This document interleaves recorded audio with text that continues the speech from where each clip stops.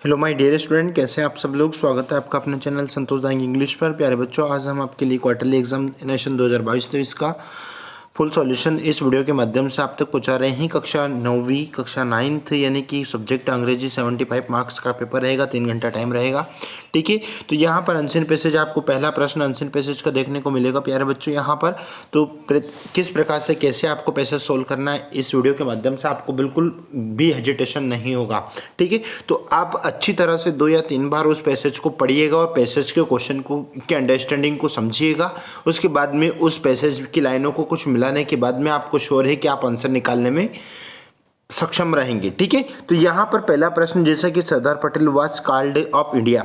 ठीक है, तब जैसे ही आपने प्रश्न को रीड किया, प्रश्न को रीड करने के बाद में यहाँ पर ऑप्शंस दे रखे हैं, तो देखना यहाँ पर main called him iron man of India, यानी कि सरदार पटेल को आयरन मैन ऑफ इंडिया के नाम से पुकारते हैं। ये इसका मतलब ये आपका ये आंसर करेक्ट हो जाएगा, बी ऑप्शन। ठीक, इसी प्रकार से आपके सारे क्वेश्चनों के आंसर आपको निकालना है। प्रश्न क्रमांक 2, Sardar Patel had the great skill for, यानी कि प्रश्न क्रमांक 2 का आप करेक्ट और राइट आंसर हो जाएगा प्यारे बच्चों, ऑर्गेनाइजिंग।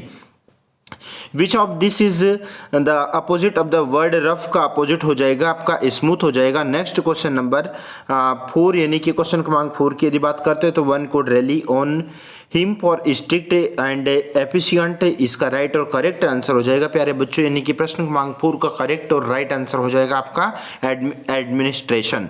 नेक्स्ट क्वेश्चन नंबर 5, यानी कि find out the word from the passage which means luck, तो लक का राइट और करेक्ट आंसर हो जाएगा आपका फॉर्चून। क्या हो जाएगा? फॉर्चून।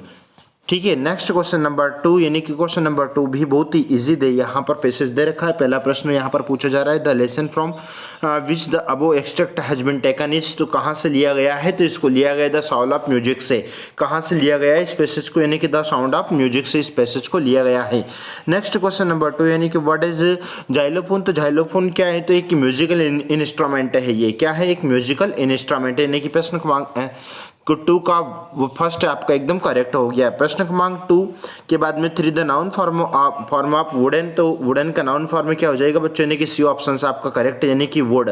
ठीक है, नाउन फॉर्म हो गया ये। नेक्स्ट क्वेश्चन यानी कि डू इज डायरेक्टेड, तो पहला प्रश्न आपका यहाँ पर दे रखा है, children are playing in the park, तो इसको प्रेजेंट परफेक्ट में जैसे ही चेंज करेंगे तो सिंपल सी बात है, आपको यहाँ पर आर क्रॉस करना है, आर हट जाएगा और आर के स्थान पर आपको हैव लगाना है, हैव, और मेन वर्ब प्लेइंग है तो प्ले से प्लेड हो जाएगा, प्लेड है ना, इन द पार्क, यानी कि पूरा करेक्ट आंसर बन जाएगा, children have played in the park. दूसरा प्रश्न यहाँ पर दे रखा है, if you don't study regularly you वो नॉट लर्न योर लेसन, यानी कि यहाँ पर कुछ नहीं करना है आपको, ईफ है, ईफ के स्थान पर अनलेस लगाना है और सेंटेंस से डू नॉट हटाना है, शेष वाक्य यथावत रखना है, आपका आंसर हो जाएगा। क्वेश्चन नंबर 3 की बात करते हैं, तो Simran knows the answer to the question, negative बनाना है तो नेगेटिव में कुछ नहीं करना आपको, सिमरन यानी कि सब्जेक्ट के बाद में आपको यहाँ पर डज नॉट लगाना है। क्या लगाना है? डज नॉट, और डज नॉट जैसे आप लगाएंगे और यहाँ से एस हट जाएगा, यानी कि नो रहेगा ओनली, पूरा करेक्ट आंसर बन जाएगा, Simran does not know the answer to the question. इस प्रकार से आपका नेगेटिव बन जाएगा। प्रश्न क्रमांक 4 की बात करते हैं, तो यहाँ पर वेरी आया है तो वेरी के स्थान पर आपको सो लगाना है और दोनों सेंटेंस के बीच में दैट लगा दीजिए, आपका आंसर बन जाएगा। नेक्स्ट क्वेश्चन नंबर 5, यानी कि यहाँ पर सेंटेंस जो दे रखा है, इस सेंटेंस को रीअरेंज करके देखना है। तो यहाँ पर हमारा सेंटेंस रीअरेंज होगा, can you give me your pen, can you give me your pen. Next question number 6, यानी कि 6 में नेगेटिव बनाना है तो नेगेटिव यहाँ पर भी, यहाँ पर अनीता के बाद में हम लगाएंगे did not cut her finger, है ना, तो Anita did not cut her finger. Next question number 4, तो यहाँ पर फिल इन द ब्लैंक्स पूछा गया है, तो यहाँ पर पहले में आपका आर्टिकल आ जाएगा तो द आर्टिकल लग जाएगा, दूसरे में आपका नेगेटिव डिड नॉट आया, इसका मतलब इसमें एन ही लग जाएगा। तीसरा प्रश्न यहाँ पर ई यानी कि स्वर आया है, स्वर के साथ में हमेशा एन आर्टिकल का प्रयोग होता है, A N. Next question number 4, यानी कि यहाँ पर पास्ट की बात हो रही है, इसका मतलब वेंट आ जाएगा।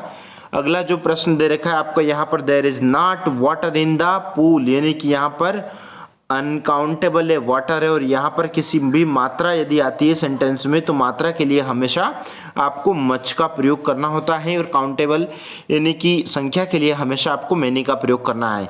नेक्स्ट क्वेश्चन नंबर 1 यहाँ पर दे रखा है नेक्स्ट क्वेश्चन, यानी कि रीड द फॉलोइंग पैसेज यहाँ पर अगला पैसेज दे रखा है, तो at the age did Bismillah accompany his uncle to his Allahabad music conference. तो यहाँ पर पहले प्रश्न का आंसर करेक्ट बन जाएगा एज ऑफ 14, यानी कि सी ऑप्शन आपका करेक्ट है। प्रश्न क्रमांक 2 यहाँ पर when did फैयज Khan praise Bismillah Khan, यानी कि जो दूसरा प्रश्न है, दूसरे प्रश्न का आपका करेक्ट और आंसर बन जाएगा यहाँ पर, यानी कि बी वाला ऑप्शन आप एकदम आपका करेक्ट है। नेक्स्ट क्वेश्चन नंबर 3, यानी कि in instrument did Bismillah Khan play. तो देखो बच्चे यहाँ पर 3 ऑप्शंस दे रखा है, चौथा ऑप्शन यहाँ पर शहनाई इसमें नहीं है, जबकि यहाँ पर पैसेज में शहनाई दे रखा है कि जो बिस्मिल्लाह खान है ना, उनका जो ऑफन हेयर्ड शहनाई प्लेयर है ना, तो शहनाई इसका करेक्ट हो, तीसरे का शहनाई इसका करेक्ट आंसर होगा। आगे बढ़ जाइए, नहीं कि प्रश्न क्रमांक 6, प्रश्न क्रमांक 6 में आपका ट्रांसफर सर्टिफिकेट की एप्लीकेशन पूछी गई है, यानी कि एसएलसी या टीसी दोनों एक ही बात है, टीसी या एसएलसी, ठीक है, आप कंफ्यूज मत होइएगा। प्रश्न क्रमांक उसके ओआर में आपको इलनेस यानी कि बीमारी की छुट्टी के लिए आपको एक अवकाश लिखना है। उसके बाद में यहाँ पर लेटर पूछा गया है, इसमें hard work him work hard work upcoming examination को संबंधित यहाँ पर requesting him to attend your sister brother marriage का लेटर पूछा गया है इसमें। नेक्स्ट क्वेश्चन नंबर 7 में यहाँ पर पोएम्स जो पूछी गई है, from which poems the above extract has been taken, तो किससे लिया गया है ये पोएम, तो ये पोएम ली गई है बी ऑप्शन से, यानी कि रेन ऑन द रूप से ली गई है। नेक्स्ट क्वेश्चन नंबर 2, यानी कि the opposite of the word Blaise का अपोजिट प्यारे बच्चों, यहाँ पर इसका अपोजिट राइट बन जाएगा, यानी कि बी ऑप्शन से आपका करेक्ट, यानी कि कर्स आपका करेक्ट आंसर है। नंबर 3 की बात करते हैं, यानी कि where did the shadow hover, तो इसका करेक्ट और राइट आंसर बन जाएगा आपका ए ऑप्शन, यानी कि ऑन पिलो।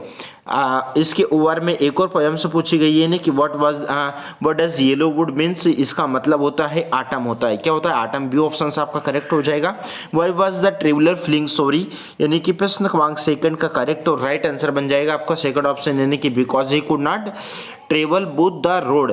क्वेश्चन नंबर 3, यानी यहाँ पर तीसरा दे रहेगा from which poem the above lines have been taken, ठीक है, तो यहाँ पर कहाँ से लिया गया है, तो इसको जो लिया गया है, इसको लिया गया द रोड नॉट टेकन, यानी कि बी ऑप्शन से आपका करेक्ट होगा। उसके बाद में ये रहे क्वेश्चन आंसर आपके, इनका स्क्रीनशॉट ले लो, ठीक है। इस प्रकार के प्रश्न यहाँ पर त्रैमासिक परीक्षा के प्रश्न में पूछे जा रहे हैं, ठीक है, और विश्वास मानिएगा कि इसमें से मैक्सिमम क्वेश्चन आपको पेपर में देखने को मिल सकता है। आप चैनल पर बने रहिए, यदि आप चैनल पर नए हैं तो प्लीज़ चैनल को लाइक कीजिएगा, दोस्तों मित्रों में शेयर कीजिएगा और चैनल को सब्सक्राइब कीजिएगा, ताकि हम आप तक इसी प्रकार के संपूर्ण सब्जेक्ट के फुल सॉल्यूशन आप तक पहुंचा सकें। मिलते हैं नए वीडियो के साथ में, तब तक के लिए जय हिंद, जय Bharat, thank you so much.